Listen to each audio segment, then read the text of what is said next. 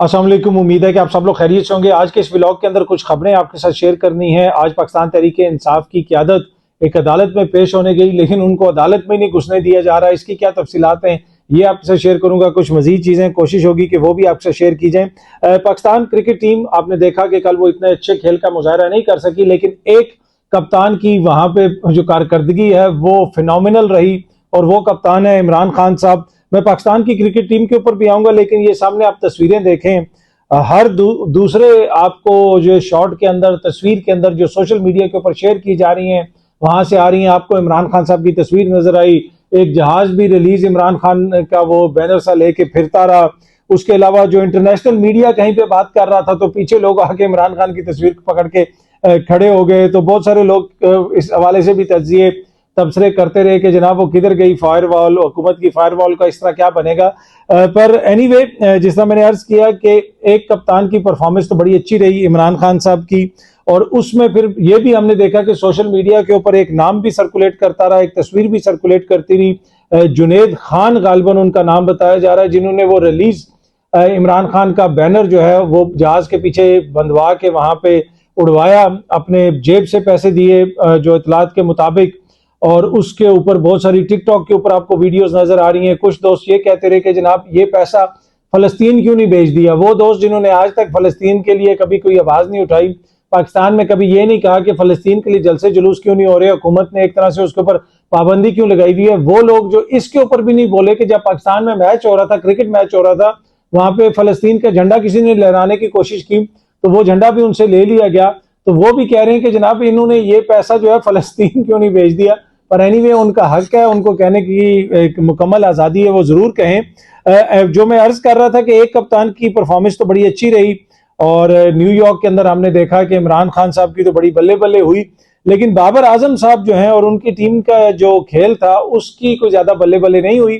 काफ़ी ज़्यादा लोग उनके ऊपर तनकीद कर रहे हैं। अब दो मसाइल हैं हमारी टीम के, एक तो टीम मसला है, एक मैनेजमेंट मसला है। अमूमन ये होता है कि या टीम मसला होती है या मैनेजमेंट मसला होती है।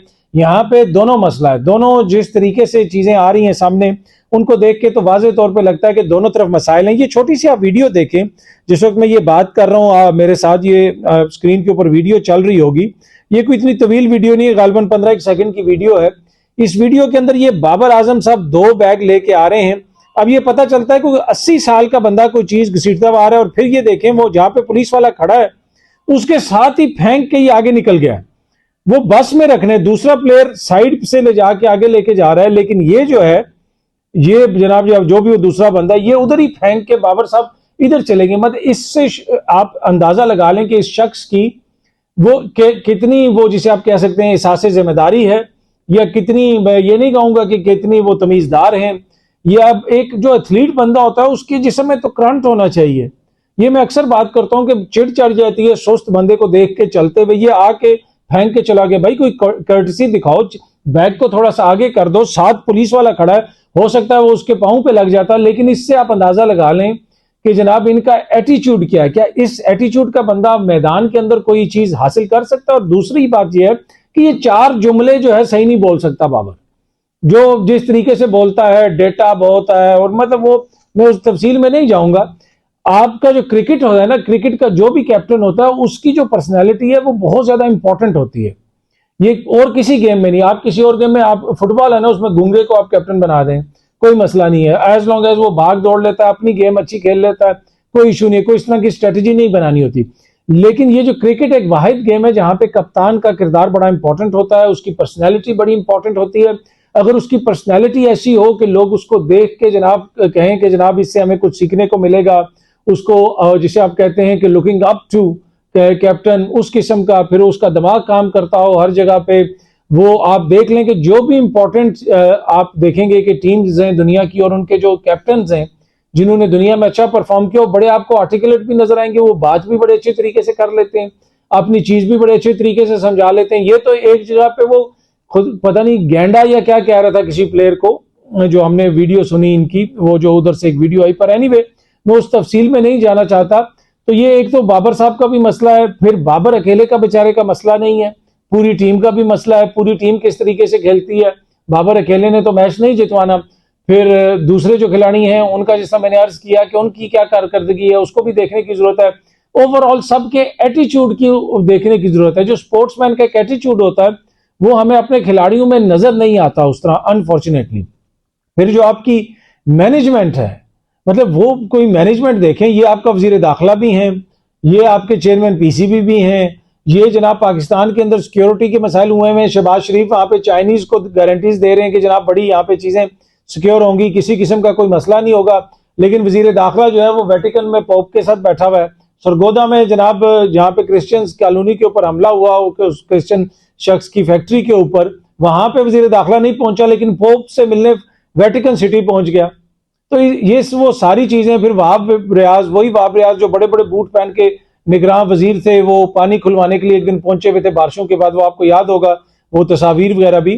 तो इस तरीके से ऐसे मजाक से अगर आप क्रिकेट बोर्ड चलाएंगे और इस तरीके से चीजों को हैंडल करेंगे, तो मेरा नहीं ख्याल कि इस तरीके से आप कोई भी चीज जो है चला सकते हैं। दुनिया की बेहतरीन से बेहतरीन टीम हो, बेहतरीन से बेहतरीन टैलेंट हो, जब तक उसमें रब्त नहीं होगा, जब तक उसके अंदर किसी किस्म का, जिसे आप कह सकते हैं प्लानिंग नहीं होगी, कोई उसमें बुर्दबारी नहीं होगी, कोई उसके अंदर वो जिसे कहते हैं मामला फहमी नहीं होगी मामलात के अंदर उन लोगों के जिन्होंने मामले को चलाना है, ऐसे तो मामलात नहीं चलेंगे। और ये वजीर दाखिला भी बने हुए हैं और साथ जो है वो चेयरमैन पीसीबी भी बने हुए हैं, लेकिन कोई पूछने वाला नहीं है। मुल्क के अंदर क्या हो रहा है ये पूरी दुनिया घूम रहे हैं। इसी तरीके से जो फिर रिजल्ट आपको नजर आ रहा है, ये उसी का एक एक्यूमुलेटिव फैक्ट है। कोई चीज भी आइसोलेशन में काम नहीं कर सकती दुनिया के अंदर। मैं बार बार आपसे यही अर्ज करता हूं, ये जो कहते हैं कि जी हम इन्वेस्टमेंट ले आएंगे, ऐसा नहीं हो सकता। ये हम क्रिकेट में वर्ल्ड कप ले आएंगे, हमारी उम्मीद है, अभी भी दुआएं हमारी कि वो जरूर लेके आए, लेकिन वो कभी तुक्का तो लग सकता है कि तुक्के से कोई चीज हो जाए, लेकिन लॉन्ग टर्म कभी भी चीजें बेहतर नहीं हो सकती। यूटोपिया आप किसी बीच में क्रिएट नहीं कर सकते कि हर तरफ कैओस हो और बीच में आपने एक यूटोपिया क्रिएट कर लिया क्रिकेट में या बिजनेस में या इन्वेस्टमेंट में, ऐसा नहीं होगा। ओवरऑल हालात बेहतर होंगे तो चीजें बेहतर होंगी। बाकी जिस तरह मैंने आपको कहा कि वहां पे जो ओवरसीज पाकिस्तानियों का मूड था वो तो आपने देख लिया, इमरान खान साहब की तस्वीर आपने देख ली। अब फायरवॉल से क्या होगा, हुकूमत फायरवॉल बना के क्या सिर्फ बदनामी कमाएगी या कोई उससे बेहतरी भी आएगी, तो वो तो आने वाले दिनों में ही पता चलेगा। लेकिन जिन जिन की सियासी हुकूमत है उनके जिम्मे जो है या उनके खाते में ये फायरवॉल आ जाएगी। अब देखते हैं कि फायरवॉल कब आ रही है और वो क्या करेगी। बाकी हाँ, जो लोग भी सोशल मीडिया को इस्तेमाल करते हैं, अगर आप कोई बात किसी महफिल में नहीं कर सकते, अपने घर में बैठ के नहीं कर सकते, 10 बंदों के सामने नहीं कर सकते, तो वो बात आपको करोड़ों लोगों के सामने सोशल मीडिया पे भी नहीं करनी चाहिए। ये नहीं है कि कोई आपको देख नहीं रहा तो आप कुछ भी कहते रहें, लोगों के खिलाफ दुश्मनामतराजी करें, इदारों को टारगेट करें, अदलिया के खिलाफ मुहिम चलाएं। ये मुनासिब नहीं है, इस तरह नहीं होना चाहिए। किसी भी मुल्क के अंदर अगर इस तरह हो तो कतन उसकी इजाजत नहीं होती, कानूनी कार्रवाई होती है। हाँ, फायरवॉल जो है उससे काम नहीं हल होगा। फायरवॉल के बजाय जो कानूनी मामलात हैं उनको बेहतर करने की जरूरत है, मामलात को कानून के मुताबिक चलाने की जरूरत है। क्योंकि ये एक इफेक्ट होता है कि एक तरफ से कानून टूटेगा, दूसरी तरफ से भी कानून टूटेगा।